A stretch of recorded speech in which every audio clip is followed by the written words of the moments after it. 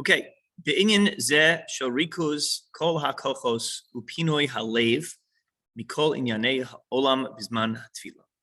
The focus of all of the kochot, all of the abilities and the clearing of the heart from all of the elements of this world when you're davening, bizman hatfila, hanisyonos ha'ovrim aleinu heim rabim. So when you try to clear your attention, it's very difficult. Their challenges are numerous.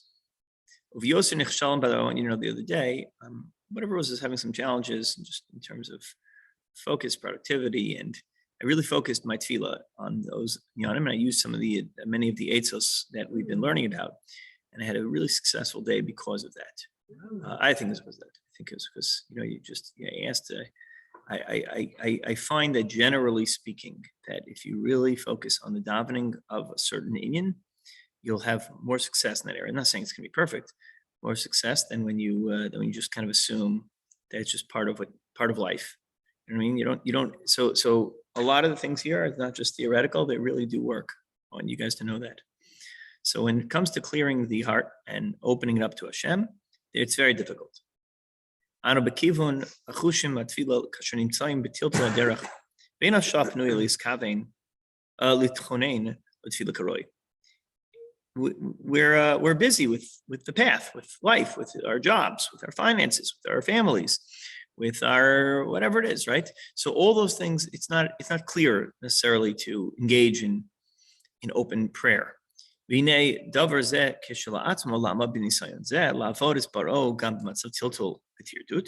To worship Hashem even through the difficulties and the distractions, it's a very lofty level. Loshon Chazal says in Shir Hashirim, Ha'elef L'cha Shlomo U'matayim L'nitarim et Piryo. Elef L'cha Shlomo is talking about the Shlomo Melech's soldiers, right? I believe. Actually, Shlomo Kluger has a sefer called Elef L'cha Shlomo. Shlomo Kluger supposedly wrote Shlomo Sfarim. He wrote 375 Sfarim. We have about 10 of them that we knew about by name. But he wrote during the whole debates between Shlomo Kluger and who is it? By the matzah, machine matzah versus man-made matzah. So this is contemporary. No, it was a couple hundred years ago, 150 years ago. Shlomo Kluger. So who wrote all the Svarim, he was famous for writing Svarim. So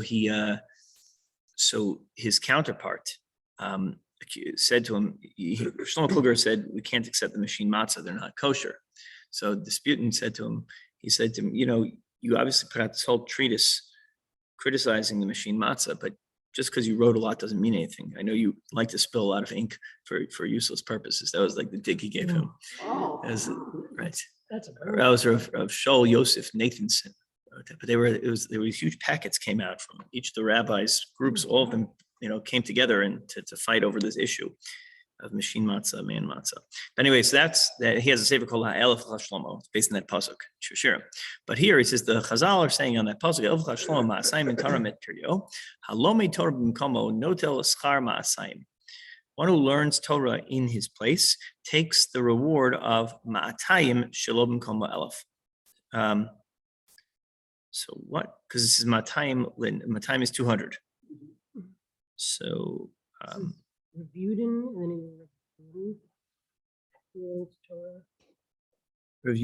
is in the name of Rabbon. That's the name of the rabbis in the Gemara. He who learns Torah when traveling is not in his place, receives a word of 1,000. Whereas if he learns while at home, he earns 200. So it's basically saying that that it's better to learn. It's more praiseworthy to learn Torah in another place, not in your own home, when you're traveling. It's like a victory in a away game. It's worth more. Because if you think about it, you're under more stress, right? When you're traveling, it's more difficult to get things done. So one who studies Torah outside while on the derech, it's more praiseworthy. Pshita misvara shelav davka belimud Torah. We're not just talking about Torah. Who kach ela b'chol avoda mitzvah shmekayim v'osa shalom kol. Any mitzvah you do out of place, it's much harder. So therefore, if you were able to succeed, you would have greater reward. And that's why he's saying that That it goes without saying that tefillah, with all of the distractions of life, all the things you have to do, especially in mincha. Mincha is the toughest. You're in the middle of your day, and you have to stop. You have to walk outside. I mean, it's not simple to have mincha. Mincha is the most challenging. During the summer, it's easier, but in the winter, it's really tough. We have an extra insight that we could make on this. The earlier thinkers already said that we have no business diving into the secrets of the Torah, the nistarot. This is nistarot la'Hashem Elokeinu, that the hidden things are for only God. Aval im kol zeh chashivos gedola yesh sheyada ha'adam sheyesh nistaros. But he says, even if we don't delve into the hidden elements of Torah, the main thing is to know that there are hidden elements. Particularly when we're engaged in tefillah. So I don't really know what that means at this point. But we can't dive into all the depths, but we have to know that it's there. Yeah. I think I read this in some of the other writings too, and I think it's comforting to think that we as individuals can't know everything. That God has revealed to us what we can know. Mm-hmm. And what we can't know is left to God. And I think that's where faith comes in when bad things happen, that somehow God runs the world, he knows what's going on, and we can only know what we know at that moment. Yeah, I mean, sometimes it's daunting to say you don't understand the universe, but other times to know that it's okay. There are things that are beyond your grasp, but that's okay also. I hear what you're saying. In particular, when it comes to tefillah, now he's going to quote Reb Chaim Belazner in Shar Bet in the second Kate. Ki kol teva mitfila o shel eza bracha hi ha'ola lamayla mayla. Every word in tefillah or any bracha is ola mayla mayla, is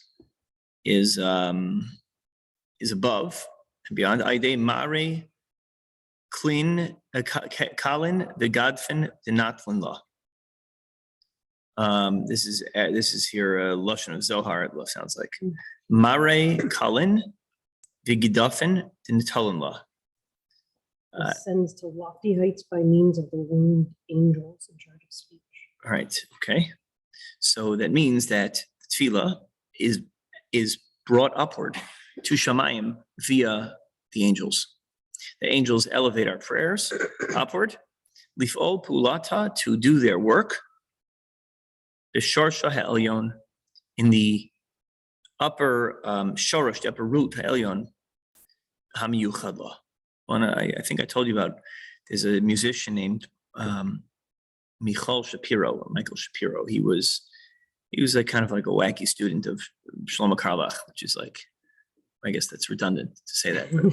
And he was an incredible, professionally trained. He is a professionally trained musician. He's got some most beautiful English and Hebrew songs, and he has one on tefillah. And the words are in there. The words fly. The words climb on wings of prayer to lofty worlds and subtle air. And he's citing this idea right here. He talks about when you daven, how the words are elevated upward by the wings of prayer. That's either the angels or whatever it is. There's some koach that elevates them upward. But they do their work. That you release imagine you're sending like a courier pigeon or some sort of some sort of messenger to take your words and bring them upward to Shemayim. And that's kiviyachol. That's what's happening. Hunasib zeh kiviyachol. That is being done. Shutfu shel yotzer bereishis livnot lintoa kama kama olamot. And through your prayers, you are a partner with God, as if possible, to plant and create and build many worlds. So here we have a very esoteric concept that when I pray, my words leave me and they start to construct universes. They start to build the world and they become partners with God in the process. Maskil Yavin, and one who understands will understand from his das, from their own opinion. Let me see. Make sure no one's trying to draw. Well, Maskil Yavin, A masker will understand from Daito Shalo Lechinam Hutzruchu Latikun Techina Kitana Utefila Kitsara Kazu.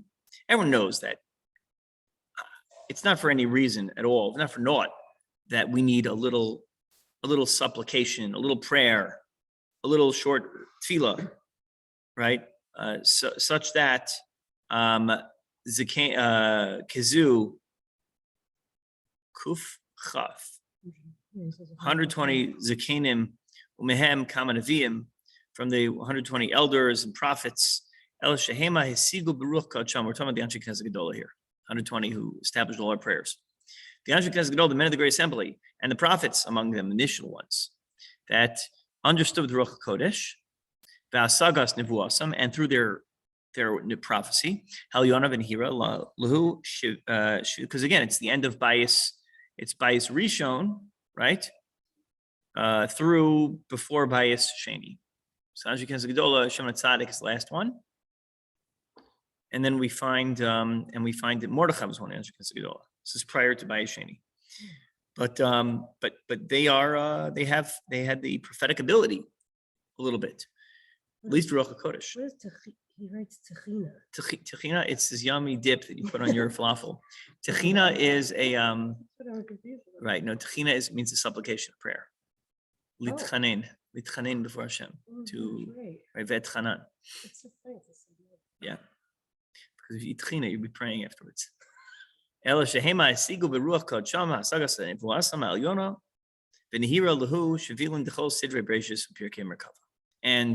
through that, here he's getting really Kabbalistic, the paths of all of the creation and the sections in the Tanakh. I talk about Merkava, the secret of the chariot, the secret of Nevuah. That's the Ma'aser Merkava, Chezkel, and Lazos Yastu V'Tiknu Miteva Habrachos V'Tfilas Be'elu Ateos Davka. Now, somehow the secret of the Kabbalistic experience, a secret of the prophetic experience, how you go into a trance-like state where you're aware only of God and His mandate, that communication with God somehow is now placed into the words of the tefillah. That's what he's describing. That when I daven, I'm almost experiencing that's the written version of Nevuah. And that's what we're tapping into. Masharo vesigu eze derech yishkon ora shokol teva pratis mehem asher hu nitzreches melatikun raboy riboy olamos kochas yonim sidur merkava. These are in this idea we see and we understand that the illumination that is provided by each word of our prayer is needed to fix the worlds and to put things into order again. So I'm going to talk about a responsibility that you have on your shoulders when you daven. You thought it was that you can be able to pay your car payment this month, and that your presentation at work should go all right. That's the purpose of tefillah, right? You thought it was that you were davening that whatever it was, right, that your kid should have success in a test or something. But in reality, your tefillos are actually fixing the world. They're building blocks of the universe, and that's why it was the experience of Nevuah, it was the experience of prophecy that got transferred over to the realm of tefillah. So he says that through tefillah, it's not just you're asking for a little pratim, little petty items, but rather we're engaging in the lofty construction of the universe. That's why Chazal called tefillah the matters that sit in the heights of the universe, right? So it's not just like don't talk in davening. I'm trying to say Kaddish for my parents. Or don't talk during davening because I can't ask for what I'm. Don't talk davening because we're building the world here, and you're commenting about what happened in the playoff game. I mean, it doesn't make how is it even shaykh to bring that into this? This is so much larger and grander than this moment. The words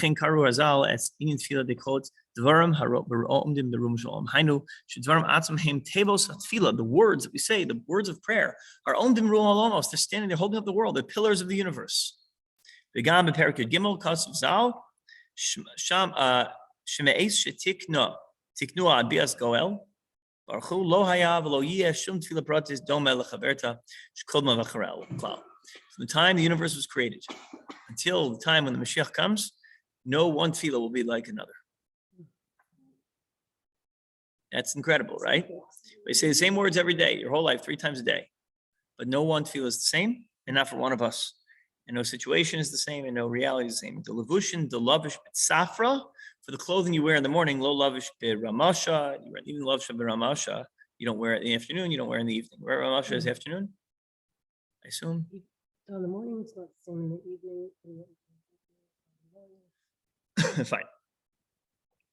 Chaim kol yom, sorry. No, I think you bring something different to every prayer situation that you're in, Yeah. no matter what it is. We talked about that in the Yeah, other chapter. that your day, your week, your situation, everything is different all the time. So you're always bringing. Yeah, I remember that the Deaf Man in the Steeple song. You know that? Yes. When they sing in summer camps. That finally, when his when his the Chazin's father, the story is the Chazin's father passes away, so he shows up late Yom Kippur. So the rabbi says, "Why? How do you daven such? It was amazing. What was it?" He says, "Well, my father just passed away, and this is the first time you hear me daven." So, right. So I always had a hard time with that song because I don't understand it. What kind of rabbi doesn't know that that this guy's been davening? It's the Chazan for a shul. He doesn't know that the Chazin's father's dead. Like, and he says, "Well, I couldn't figure out. And how do you daven so nice?" He's like, "Well, don't you understand what happened? Why did he know that?" That's not okay. All right, Tov. It's a different time. Right. Well, it's just for the song, but you're not supposed to analyze those songs. That's a crooked thing that can never be fixed. Is what the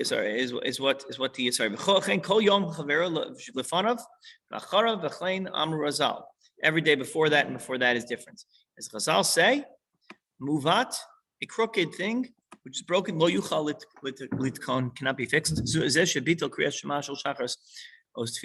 In other words, if you messed up one tefillah, you can't fix it. What do you mean you can't fix it? Just do it again. Tshuva. No. There was the whole world was waiting for that tefillah right there. Everything was right. It was living on a prayer. Everything was waiting for that moment. And you're involved in that tefillah. So great. There'll be a brick missing in the binyan. And that's a scary thought. Okay. Fine. Umiata, da'irinan betikunim hanasim aydei tefillah. Now that we're dealing with fixes that happen via tefillah,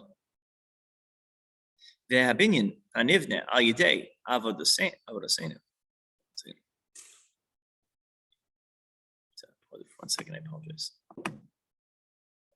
But there's an extra point we'll talk about. So Yeah. So this is where he's getting to. So now, now we're talking about things that are done as we fix the universe with prayer. And the binyan that is done through our work. There's another element we have to know. The hidden things to Hashem are God. But this knowledge, this idea is really important. Everyone has a time that is special to him. Whatever castle I could have built right now cannot be reconstructed later. This is a binyan now, like an architect or an artist or a poet. Whatever you were going to write now, it's not going to be recreated later. It's not like if I put down the pen now and I'll pick it up later and I'll come up with the same thing later and I'll just change my schedule around, because when it's work that's inspired by inspiration, by something deeper than just doing it, it's not going to be the same. It just won't. It's not like if I make a cup of coffee now like this, or make a cup of coffee like later, it's the same cup of coffee, right? But when I make a cup of coffee, it has my heart and soul in it, and I go and I plant the beans, so that's a different coffee. It's part of my whole world. So think about tefillah as not an activity that you're doing that you just do at any point in the day. Well, okay, I'll miss this minyan, go to that minyan. I'll do this and I'll daven here, and I forgot to say these words, I'll say it later. It doesn't work like that. That moment needed that tikkun, that binyan, that castle had to be built. So and someone who thinks about this idea, tia lo yedia zu, Now, if you think about this, you'll be able to conquer the greatest deficiency, the greatest weakness we have when we are davening. What is the greatest problem we have? The Chazan has a terrible voice. No, the who she'einenu habroos heach shegam also balavoda shemishtadel sheyokol tefillah berchasav shemason mila b'mila b'kavana. It's that our eyes see that even when we're davening and we're trying to say our tefillah and bracha with the exact words, b'kavana, kamo as next page, kamo the Isa v'Shulchan Aruch, as the Shulchan Aruch prescribes. When I'm out of sorts, I'm out of place, I'm not in my makom, I don't have the same sitter, I'm using a different sitter all of a sudden, or the chazan is different, or someone's doing this, or this is it, or I have to travel to a different town, or daven a different minyan, or minyan's a different location, or there's shmutz in my minyan, right? Someone made the room downstairs all filthy. All these things that are out of sort, that are destroying my kavana, and now things have been shifted, and my place is different, right? Like you're traveling, or things like that. Because it's so easy to be distracted, and because of the tiltul,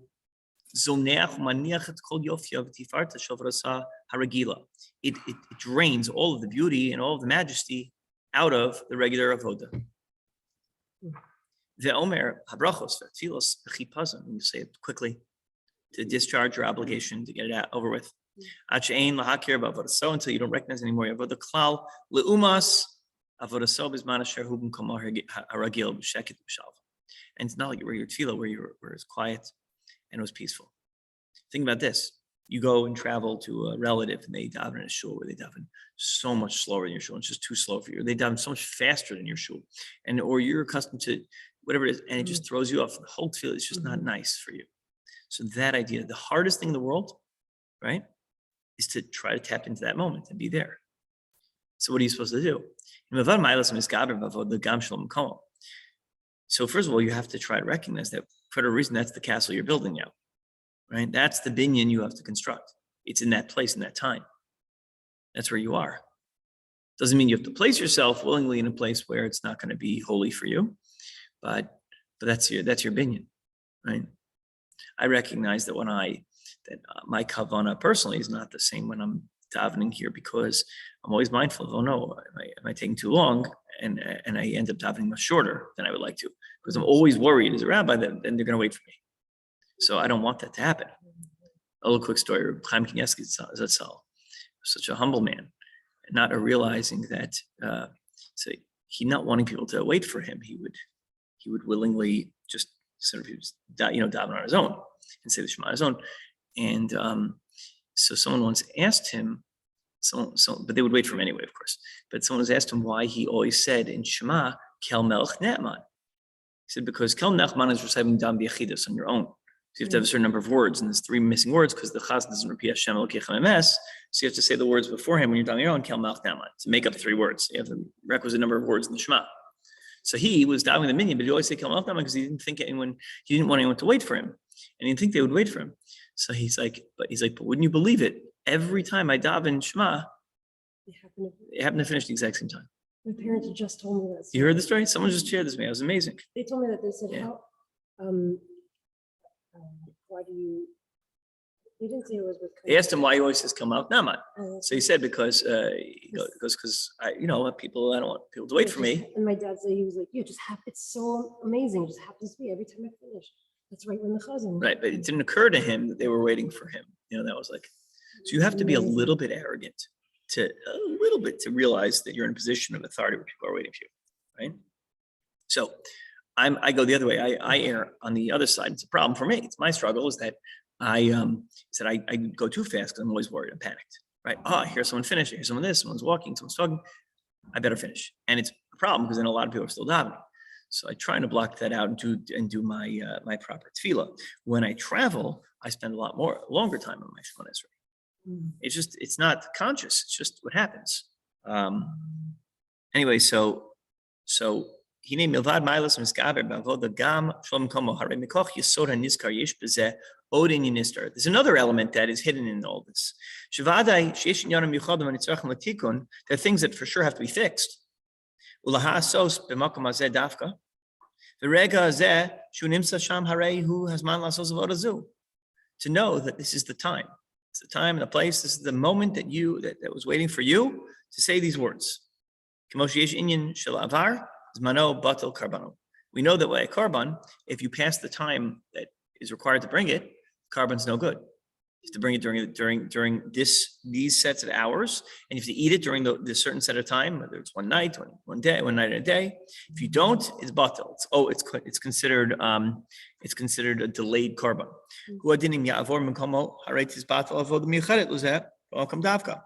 And if you leave the place, the korban's no good. So you can't leave the for certain korbanos, you can't leave the Beis Hamikdash. Most of them you can't, right? It's like benching and leaving. And coming back. So similar, right? This is the place where your mizbeach was. The table's your mizbeach. You can't leave it. Lo yitkenu v'yasvin yonam and yitzrach metakin asamakam ahu v'yechsru michlas binyan hakadusha ad olam. And you're missing from the holiness of your binyan forever as a result. Okay, so let's go on. I'll just share one thought. We talk about the shulchan being the mizbeach. So the Taz writes that in presence of mind, when you're benching, you're not just making a bracha on a piece of bread, right? Just doing something really. This is a mikdash type of activity, and this is your altar. So we're supposed to remove the knife from the table because the mizbeach, the shulchan is the mizbeach, and the Taz writes that reason. The Taz then gives another reason. He says, I know another reason why you remove the knife from the table. One time there was a guy who was benching, and he got up to Rachim, and he took the knife, and he felt so sad about the destruction of his mikdash and its churban, and he stabbed himself in the stomach. So as a result, remove the knife from the table because it's a sakana. So Rabbi J.J. Schachter asks, I don't understand, one crazy guy takes a knife and stabs himself in the stomach, and therefore we all have to, for generations now, have to remove the knife. It's like, if you forget to light Shabbos candles, you got to light an extra candle your whole life. Okay, you did something wrong, right? Fine, you forgot. But you let one person forgot Shabbos candles. We all have to light extra candles all the time. That doesn't make sense, right? Like, why do you say that by the shulchan? One guy left a knife on the table and stabbed himself because he was insane. I have to worry about that. Why does the Taz even bring that reason down? It's so irrelevant. He brings it as a reason. It's the second reason why we all remove it. So Rabbi Schachter answered that it's very simple. That's the ideal state. We should be so engaged in the benching that when we get to that place, we're like, oh my gosh, I'm praising the land for its virtues, for its attributes, for the fruit and all the wonderful things that the land has. And I get to the place where I realize the temple is not here. And the prayer was established to recognize the best I could thank for, and I thank Hashem for, is the fact that bodies that were killed get to be buried. That's the best, the tov ha'meitiv, bracha, the best I can hope for in the current state of Israel. And that should give me great pain. And we should know always when we bench, when we sit at the table, there are people in the world who actually think like that. And you could experience that also with tefillah. So uva kergesh kasher chotef amida shel mincha be'emtza derech. Let's say you're davening mincha and you're on your way. You're in work. Ben Torah la'azmo mitnachem v'omer kivar nashel mashmona esrei u'machar kasher nachzor yeshiva v'az nispal kavana. I finished my Shmona Esrei. Tomorrow, when I get back to yeshiva, right? Tomorrow, when Ben Zmanim ends, or I'm not on this tiul, I'll daven properly tomorrow. If you don't have kavanah right now, in the mincha on a stam Tuesday where you're traveling, it's like you didn't have kavanah on mincha on Yom Kippur.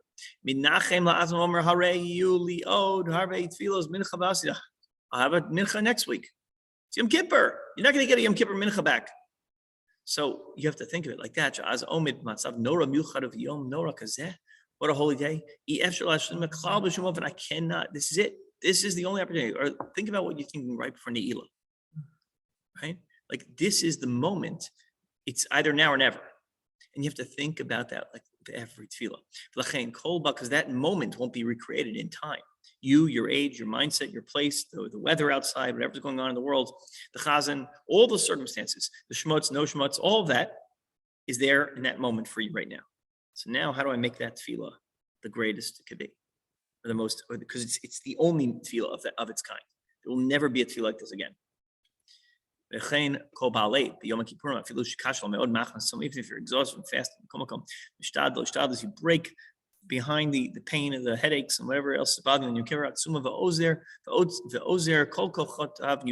You amass all your strength to take advantage of the moments that are precious for Yom Kippur's prayers. When you're tired, in the middle of the day. I have no head, space, and I have no strength, right?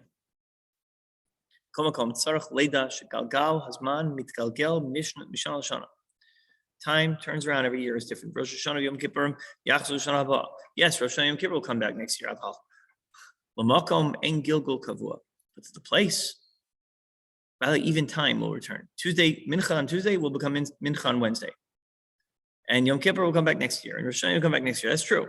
There's one thing that will never come back. Places can't move. Right? So place can't change. There's Adam, there's Nefesh Ruach Neshama. Sorry, there's Makom Zman Nefesh, place, time, and person. And places move. It's a revolving cycle. People will never be. You'll never be the same person you were a moment ago, right? So even as I speak, right now, who I am is not who I am right now. So that's a daunting thought. But a makom doesn't move. So what he's saying is that idea is that place really is the same. Let me find the spot. I lost it. Okay. This is makom and gilgul kavua. And therefore, if I happen to be in a certain place that's an unusual place for me to daven, I will never have that again. That's a cool thought. So don't think about it like, oh, I got to daven here this week. I can't believe it. As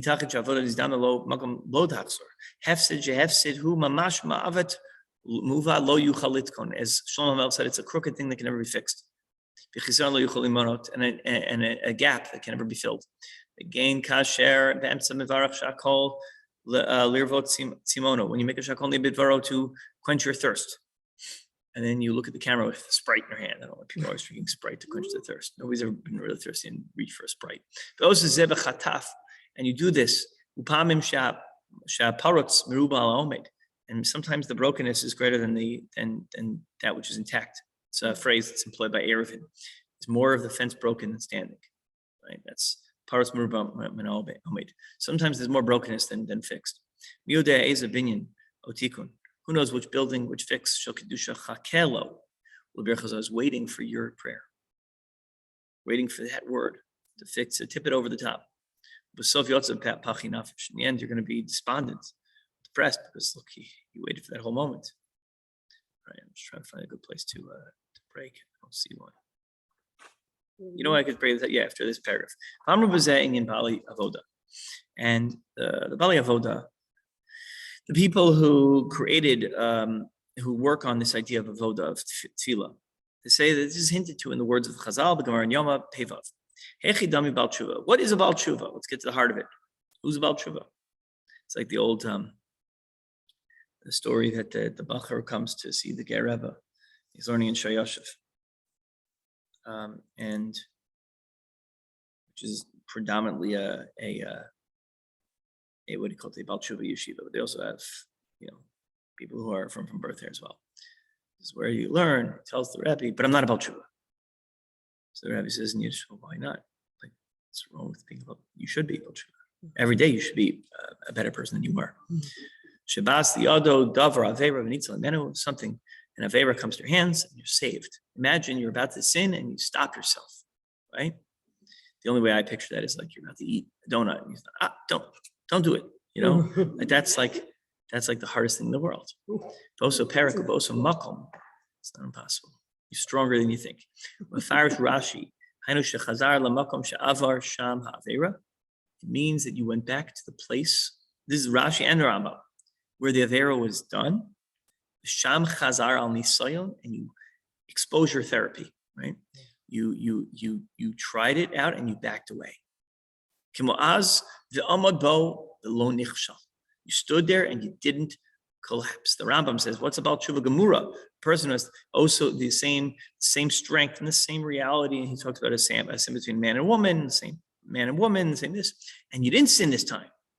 That's much, because you could always say, well, it's a different person. Maybe the chemistry wasn't there, but that same person in that same place. So the famous question of Rambam is, you'll never regain the strength. If you're 70 years old and you sin to you're 20, it's not the same thing, So, the Rambam explains that it has to be that God himself would testify about you, that if you were that person, he believes you so much, you would not sin in that moment. But the point is that Baal Tshuva is someone who goes back on that same test and doesn't sin. Same street corner, doesn't buy the drugs. There's a hint. All these pot dispensaries are all in corners now. Right? The drug dealers in the corner, but now it's legal. Right? So if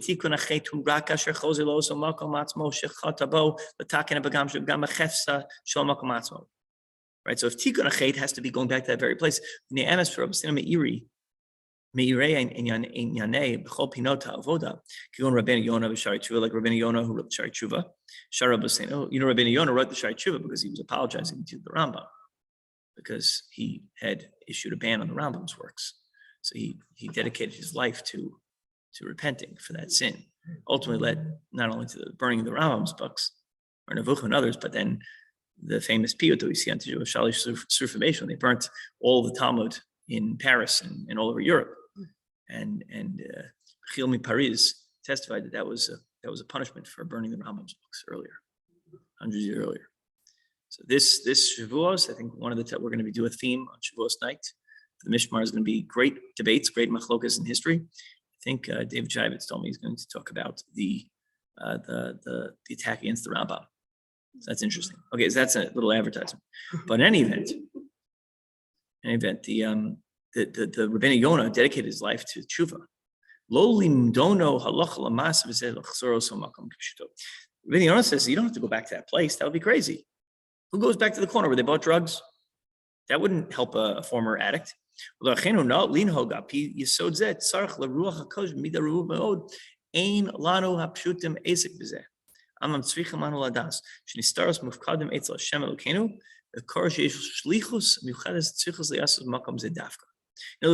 can never go back to that place, is what the Baalei Tshuva are saying. Is about the Baal Tshuva philosophy is saying you can't go back there because you'll be nichshol, because you can't go back there physically, right? But nonetheless, there is an idea that you'll never recreate a place. Does that mean there's no tshuva? I don't know. But you can't go back to the same place. I'm not saying a twist. Just as tshuva has to be done in a different place, you can't do tshuva where you started. So tshuva has to be done in a different place. So to your particular construction you have to make, your particular contribution to the universe right now, because you were on vacation, you're in a different shul, has to be done in that place. Because some jlub sat in your seat that you paid hundreds of dollars for, you have to move over there. Fine, you'll do your tikkun in the next seat over. Besides which, he smells, so it's fine. You'll move over in the other place. Say that you'll choose you're faced with the same situation, the same place, the same time, same exact situation, then and you don't do what you did before. So that's the Rambam, and the question that I like to ask, we like to ask, is you can't create a place again in the same situation. It just won't be the same. And he's saying that metaphysically, there's this concept that it's not really the same. It's never the same, right? It's never exactly the same place. And it may be the same place, but when you're davening in a new place, he's arguing, that is how tshuva takes place practically. Practically is you're actually in a new place, recreating a different identity than you did last time. So with tefillah, there's an element of, there's something in the world I have to fix now because I'm in a different place. He's twisting it. He's taking the problem and turning it into a solution. The problem with tshuva is that you can never recreate a scenario. He's saying that actually is the way you're meant to be. You're meant to fix a different tikkun in the world. Now think about this practically. Make some mistakes in life. You go off course. And now you're totally different. You're living in a different city. You're living in a different world, whatever it is, right? Different life. So you could say, well, I'll never get back to where I was. Right? I'll never reoccupy that throne that I had once. But the answer is you find meaning in the life you have now and you build a new world and it's beautiful. It's uplifting. So what does God want?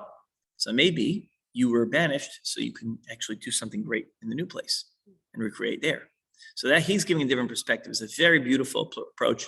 I think this is something that should be memorable for Rosh Hashanah, to put a pin in this.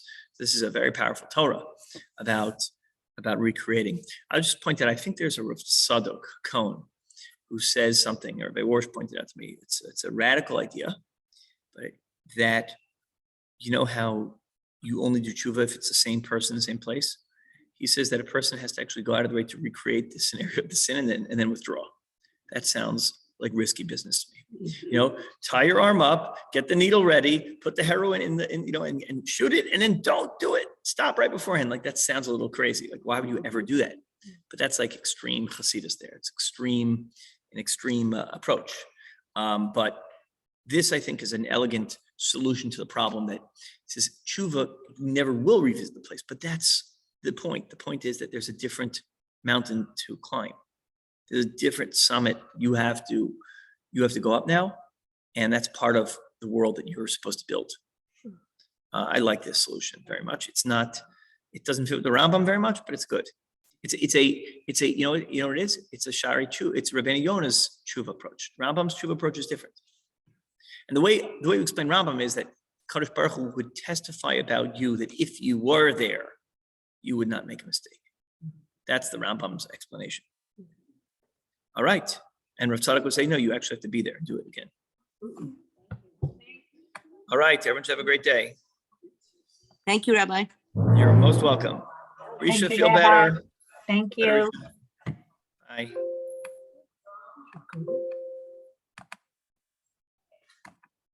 Sorry to have